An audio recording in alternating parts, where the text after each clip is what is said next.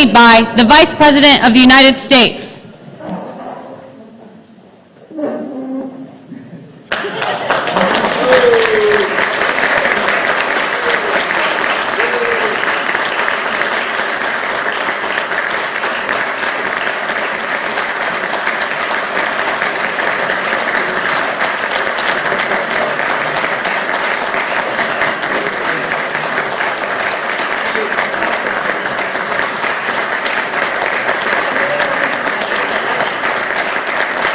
Please, sit down.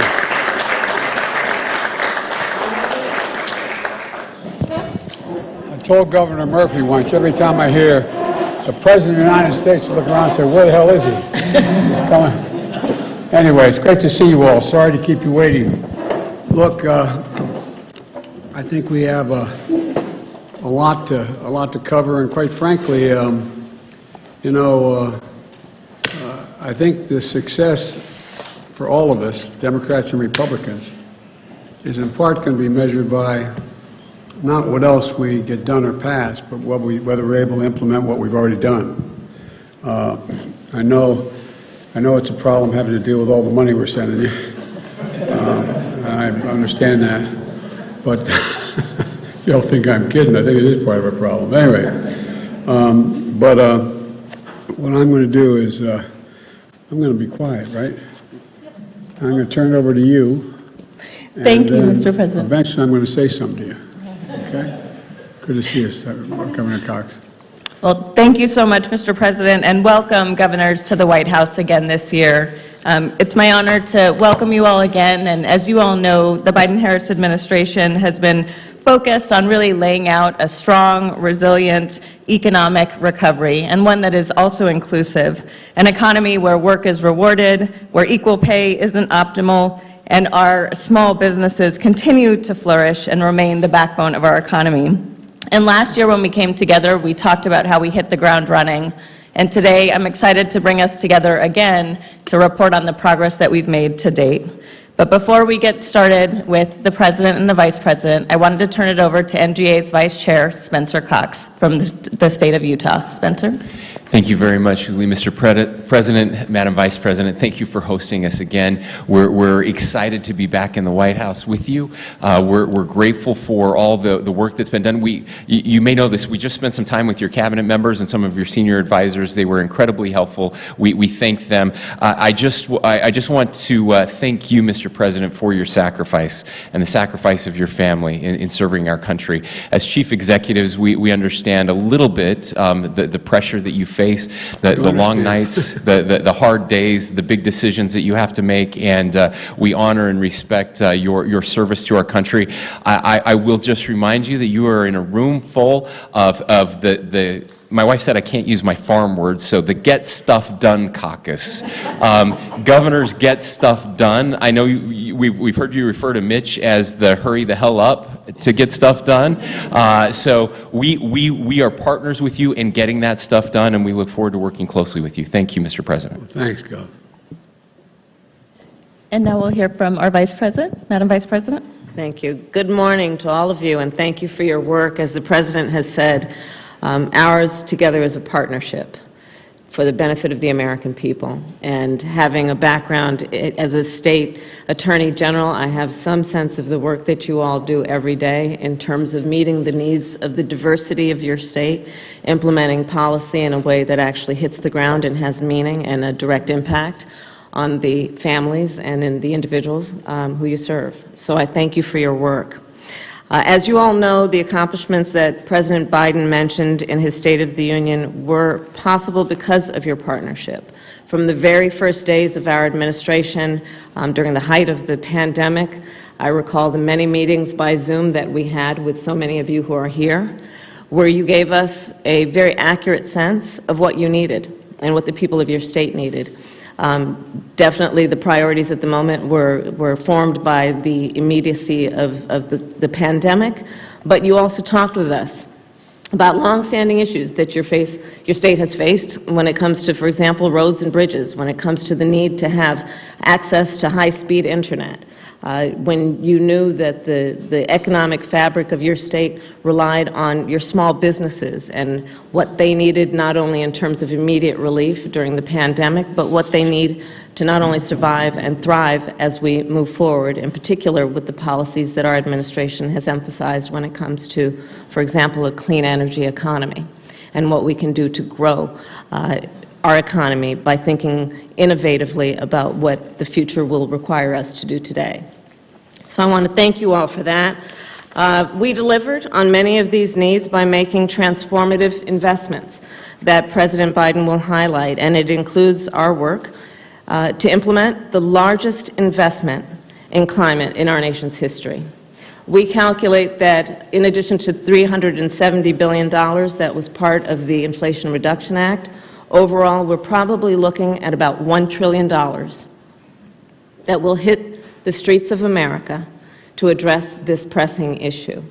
And again, it will be your leadership that allows us to invest in families, in workers, collaborate with the private sector, and do the work that is not only about meeting the direct needs when it comes to the climate crisis and extreme weather conditions, but what we uniquely can do as the United States of America to be a model for the world around how we invest in our people and invest in our future. None of this work can happen were it not for you being there in the state houses, seeing this through. And we're very proud of this, because we do think of this moment as being transformative. We do think of this moment as being a moment in the history of our nation where it is not about incrementalism. It is truly about jumping to a new plateau.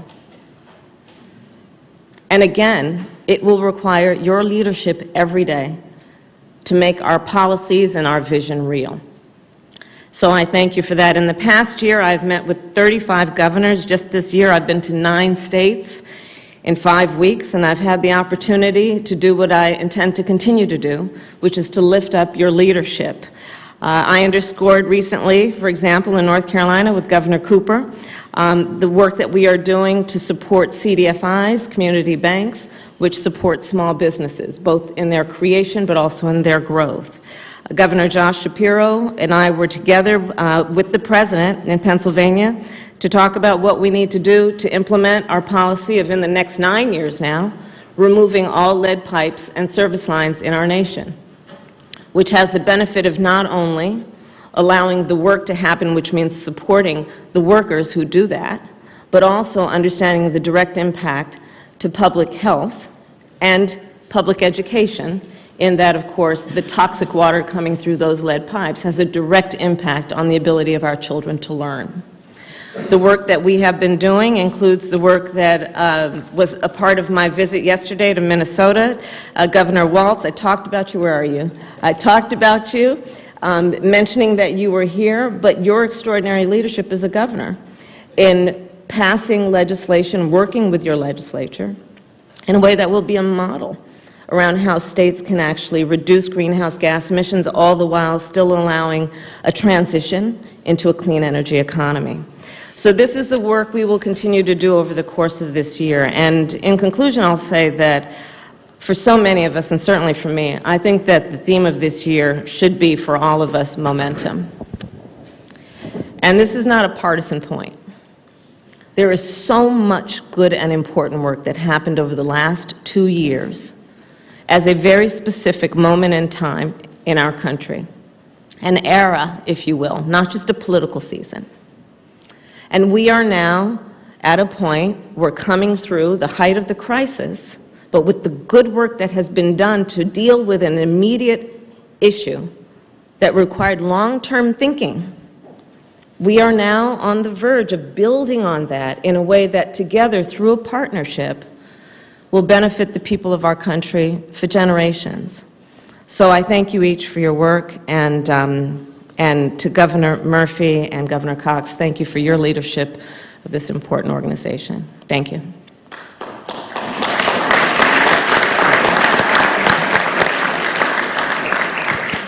And I'd now like to turn it over to the Chair of NGA, Governor Murphy from New Jersey. Thank you, Julie. Mr. President, Madam Vice President, I echo Governor Cox's humility and honor with which we come this morning. Thank you so much for hosting us so graciously. We had a really good discussion prior to your coming in about the many accomplishments that you've achieved, the Biden-Harris administration has achieved over the past couple of years, the Inflation Reduction Act, the bipartisan infrastructure law, the CHIPS law, the last second and third of those that the NGA full-throatedly bipartisan support. And we are in the midst of implementation, as you well know. And it's these are game changers. Mitch and Mr. President, Kathy Hochul and I were together a couple of weeks ago in New York, 70,000 jobs on that one project alone. So these are game-changing investments in our country. We had a good discussion, I might also add, about workforce development. Governor Gianforte is going to lead us tomorrow in a discussion with business leaders about how we can prime the pump and get more workers into that pipeline, but a really good discussion. I thank you as well for your focus on mental health. One of the initiatives that we have is strengthening mental health among our kids, focusing on infant and maternal health as well as a part of that, and deep thanks for your leadership and support in all those endeavors. I'd say lastly, we had an executive committee meeting yesterday. There were about 9 or 10 of us, both parties, and I think there's a certain pride that we have in the National Governors Association that, notwithstanding our political parties or differences, we can consistently come together and disprove the narrative that politics has gotten completely divisive. And I say that on behalf of a room full of both Democratic and Republican chief executives. Again, we're incredibly honored to be here, and thank you for having us. Thanks, Gov. Gov, thanks. And, you know, we're honored to have you all. You guys make the trains run on time, figuratively speaking. Without you, none of this works. I mean, I really mean it.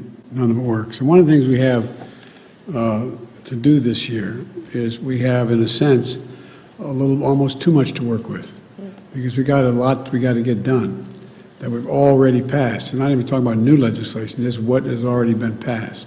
And you know, I know a lot of folks like to, and both our parties and the talking heads like to say there's not bipartisanship. 75% of what we did would not have happened without flat bipartisan. We would not have a $1.2 trillion infrastructure bill. That was a bipartisan initiative, real, and with many of you governors helping us push it over the line. We would not be in a position with the CHIPS Act, which is going to invest over $300 billion in the near term in the United States, making these chips and growing the economy. That was a bipartisan effort. We go down the list. And so I just think that one of the things we have a chance to do this year is disprove that we're just a broken system, that we're divided. We're just based on extremes in both parties, and we can't get anything done. And you know, I was just up in Wisconsin with Governor Evers, going around the country like the vice presidents, meeting with a lot of you all, and trying to figure out how we get done, how we implement what we've finished. For example, I asked a former governor, by the way, if you notice, I hired a lot of governors in my cabinet. Granholm, Ramon Mirondo, Vilsack, et cetera, because you know how to get things done. And that's most of what we have to do now. It seems to me that when I came to office, to state the obvious, the pandemic was raging. And it wasn't anybody's particular fault, it was just raging. And, but we acted, we came together, and a lot of governors helped a great deal in terms of getting the acting together. And granted, in the beginning, it was we didn't have unanimity in what to do, but we passed a little thing that was about $1.8 trillion called the Recovery Act, and it pulled an awful lot of people out of real deep trouble. Most of you were in situations, not all, were in situations where your revenues were drying up because of the pandemic. Things were shutting down. You're having to lay off first responders, teachers, nurses, doctors, et cetera.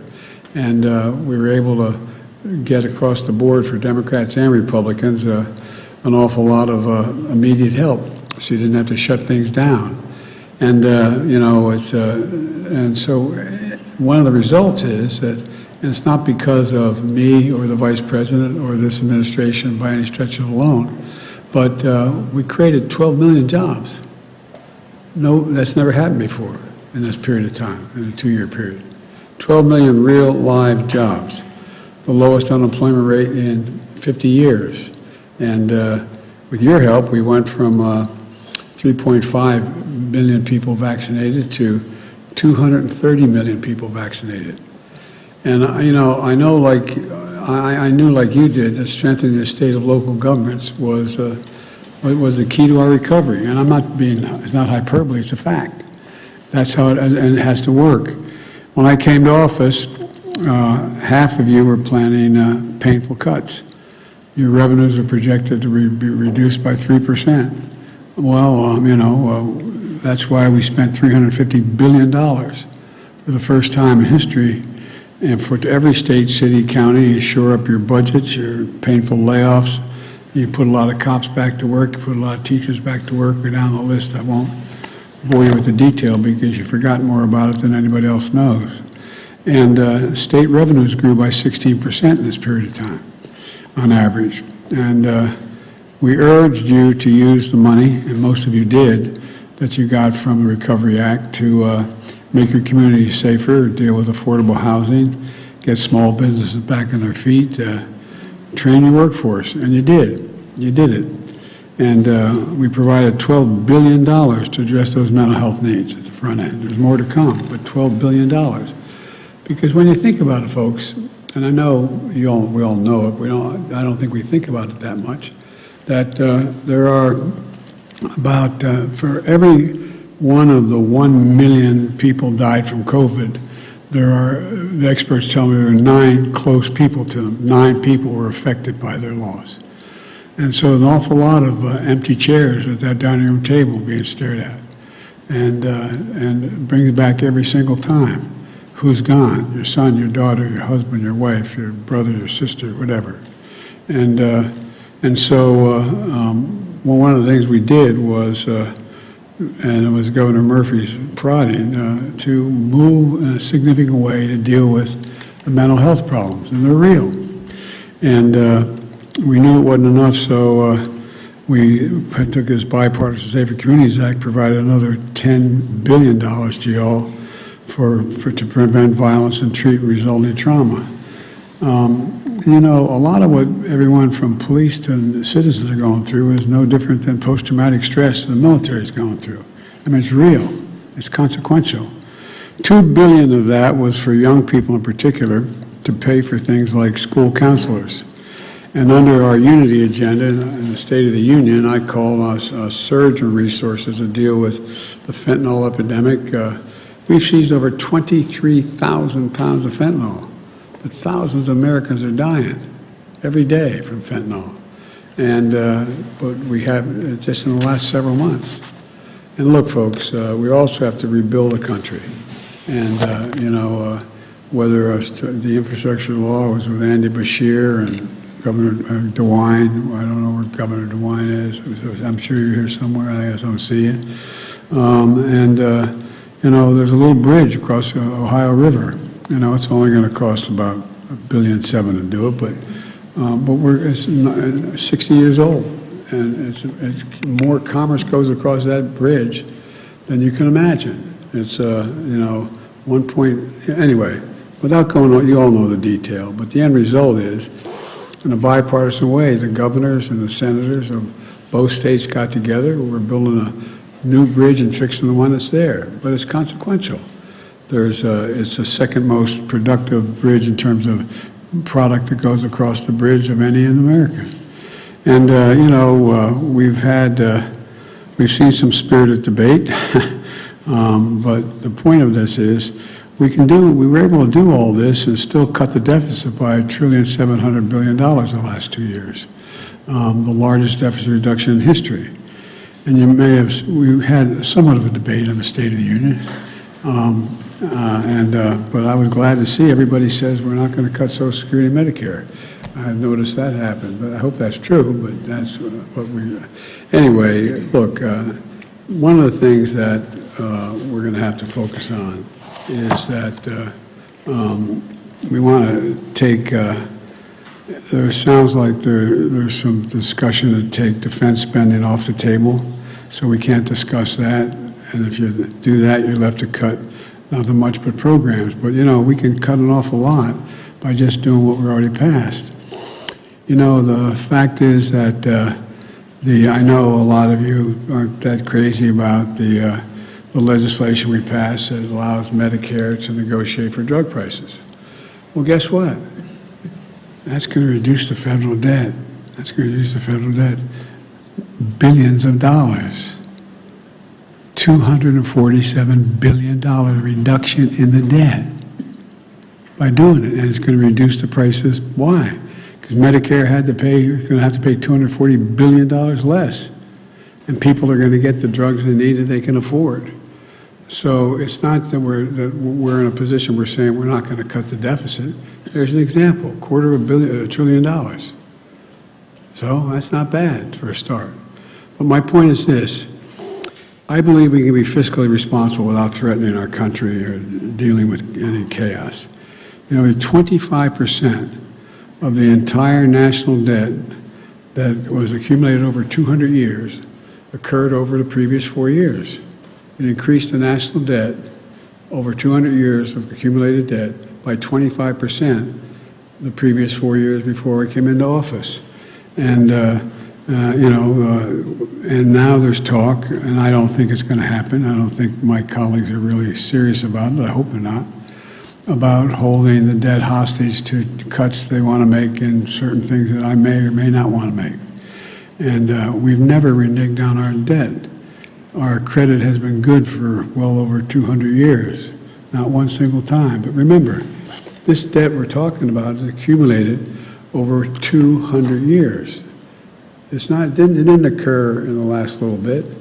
Now, granted, it went up by a quarter 4 years ago, but so there's a lot we can do. I think that we're going to pay our bills. Look, we've gotten a historic amount of legislation passed, and I'll end this by saying that, as all of you know, it doesn't stop here. I think we have to finish the job. For example, when we were debating whether or not to cut the cost of